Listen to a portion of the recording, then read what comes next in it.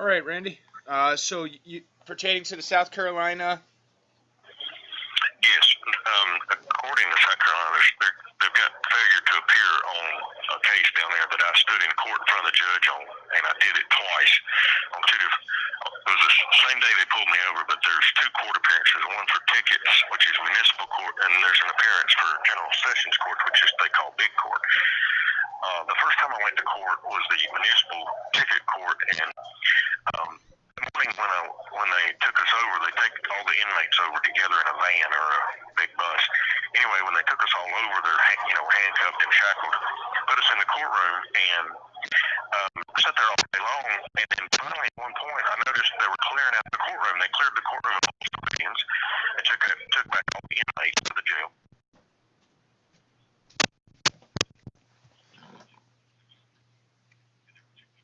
There that were present during the arrest. Now, when they called my name, I stood up and I raised my hand and I said, "I will speak on that matter." And the judge said, "Are you Randall Beane?" And I said, "No, Judge. For the record, I am the living man beneficiary for that trust. You, Judge, are Randall Beane, the trustee." His eyes got bigger than his saucers. Anyway, I walked forward, and at that point, he asked if I had anything else to say, and I said, "Yes, Judge. For the record, I do not recognize you. I do not consent to anything. I do not plead, and I challenge the jurisdiction of this court." He raised his hands up. He looked at the two officers standing in front of him. He said, "Fellas, I can't touch him." And at that point, they took me back to jail. So now they're saying that I owe for these tickets. And the judge simply looked at these officers and said he couldn't touch me. So, they're trying to cover their tracks on that one. Second time they took me to court, the courtroom was full of people. I stood in front of the judge. They tried to appoint an attorney against my asking for one. I fired the attorney there in court, told the judge I wanted to be pro prima persona, which is, first person representing yourself. Yep. Anyway, he said, "Are you Randall Beane?" I said, "No, Judge. For the record, I am the living man beneficiary for that trust. You, Judge, are Randall Beane, the trustee. And for the record, I do not recognize you. I do not consent to anything. I do not plead, and I challenge the jurisdiction of this court. In this court, there just happened to be a prosecutor standing to my left. And I said, for the record, I demand you appoint the prosecutor as fiduciary on that account. Now, if you understand and trust, you understand what I've done." Yep.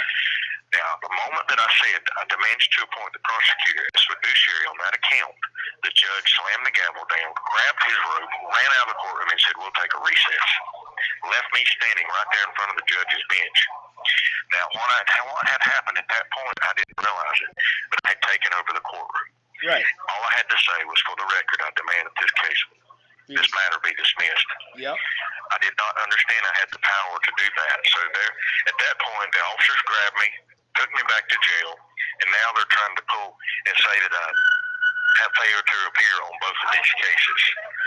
So, just so that the story gets out, so people know that I stood in the courtroom on both accounts, and exactly what I just told you is what I said, but there's no record of anything like that. They're saying that I was never in court. Well, they have to, don't they record the court sessions there? Don't they have a recording? The clerks were there, and I said for the record, so anytime you say for the record, it has to be recorded. That's why I say it. Yep. And then, once I said everything I had to say, like I said the first time, they cleared the courtroom completely, so I don't know if they're trying to hide the record on that one as far as the transcripts are concerned. But I wanted to get this out there so people understand what's truly going on here. And it ties back into the trust, because what I did is I stood in the courtroom and tied my case to the trust, and the judge looked at me and he said, "Fellas, I can't touch him. I can't touch him." And then the second time, of course, the judge knew that I had the power over the courtroom once I had done what I'd done, so he ran. He left the courtroom. He abandoned the courtroom. Right. So here we are in a situation where the South Carolina is saying that I didn't appear in court when I did. Right, and I appeared as a living man, not as the straw man. And Trisha actually, or your cousin, she forwarded me all of the documents from South Carolina.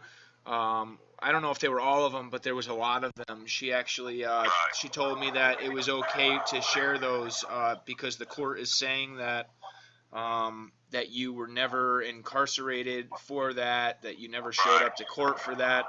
So I want to clarify that that's okay that I share that. I didn't share it yet. I was waiting until I talked to you.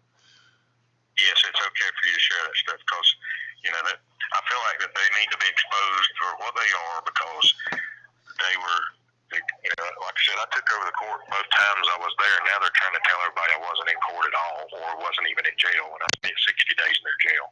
Right, and I mean, all the stuff that I have proves that your cousin, emailed me all copies, and it proves that you were actually in jail there.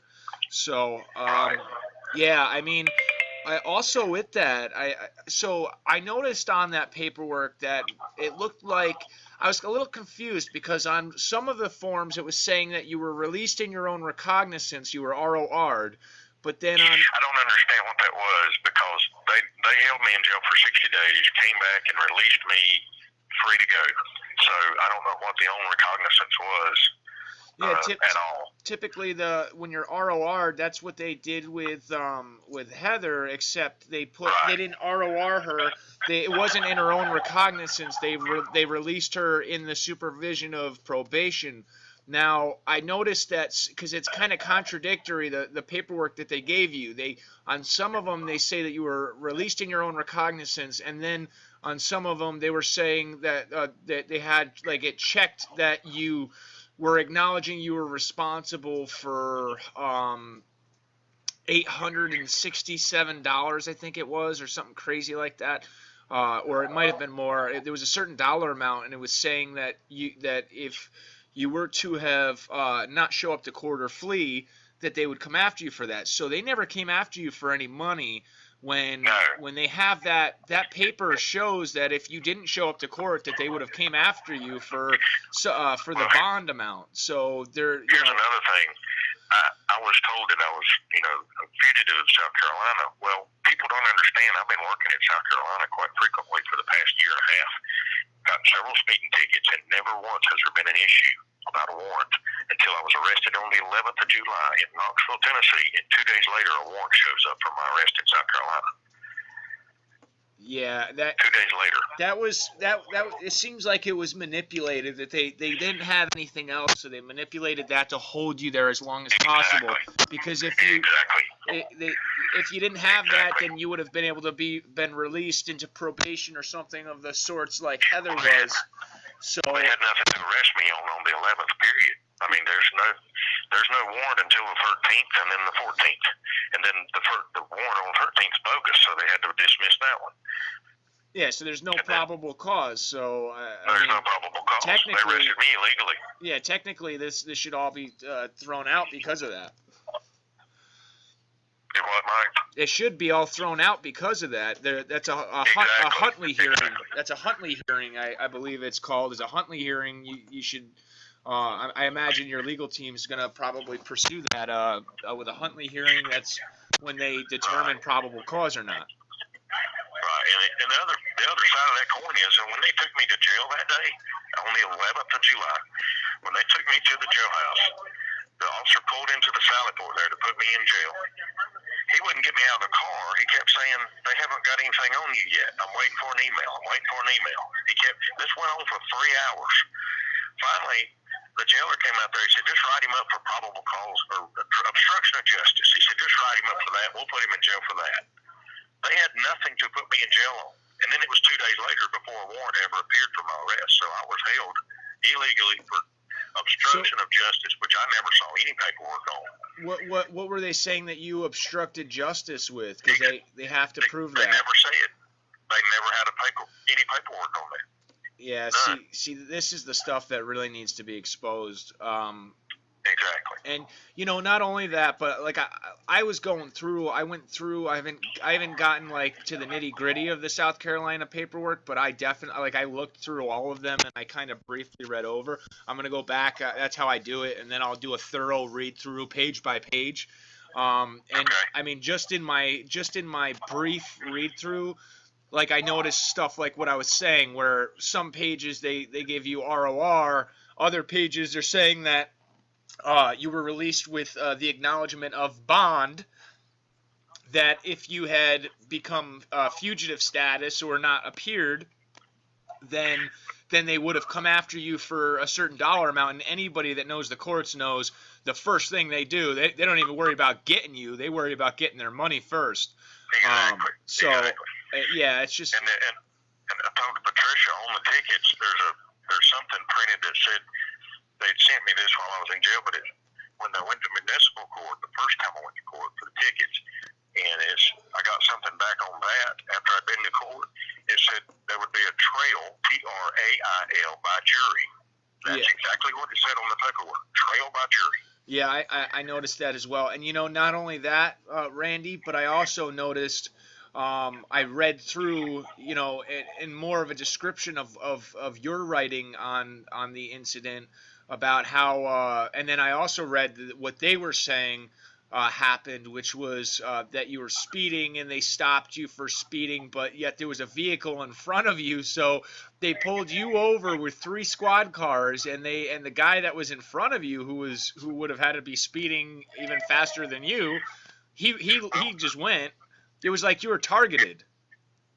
It was right behind a tractor trailer. I remember the day very well. It was right behind a tractor trailer, just riding right behind me. It was in a school zone, and it was during lunchtime. I was not speeding. That's what puzzled me when I got pulled over. The guy said, well, they never even told me I was speeding till it. They wanted to arrest me first. I mean, and they were hardcore arresting me. They were SWAT team arresting me.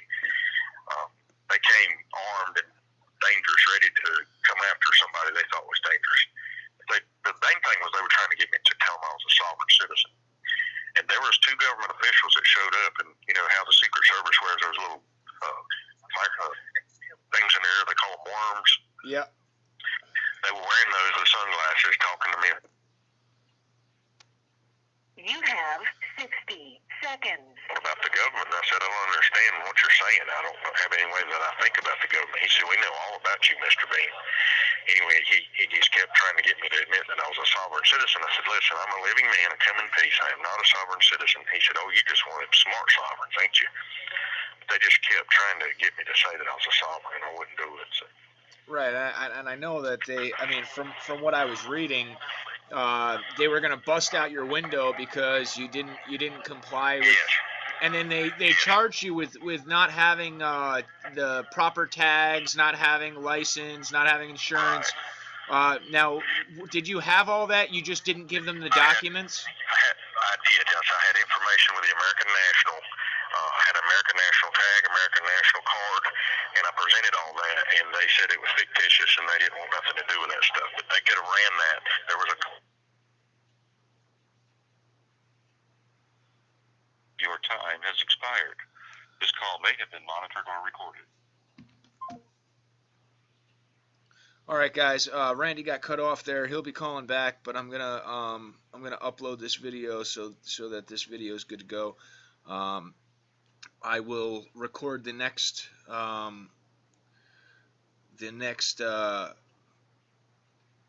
video as soon as he calls me back. Much love, guys. If you like what I'm doing, give me a like. If you haven't already subscribed, do so now. Most importantly, share this information, get it out. Much love to you guys. God bless.